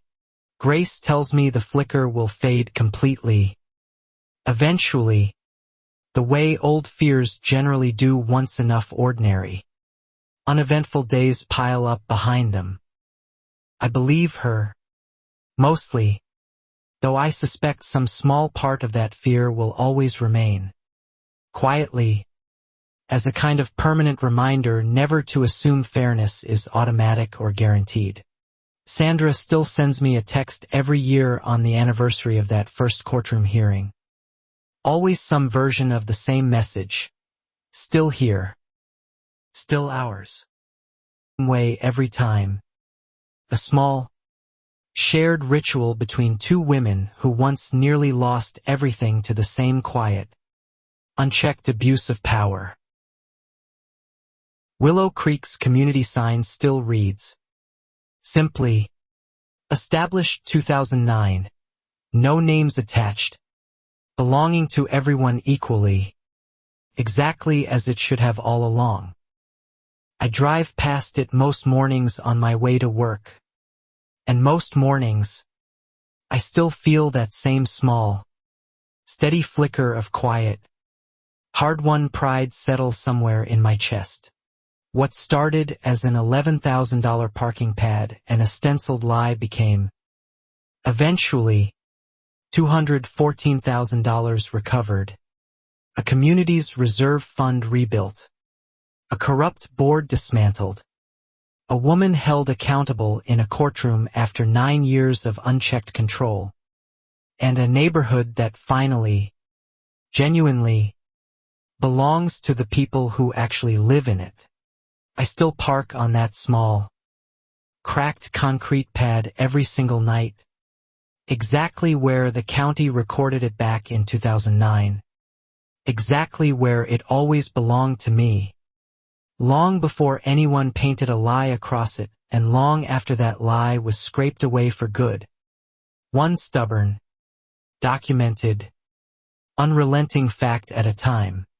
Some fights start small enough that almost nobody, including the person living through them, realizes at first how much they'll eventually matter.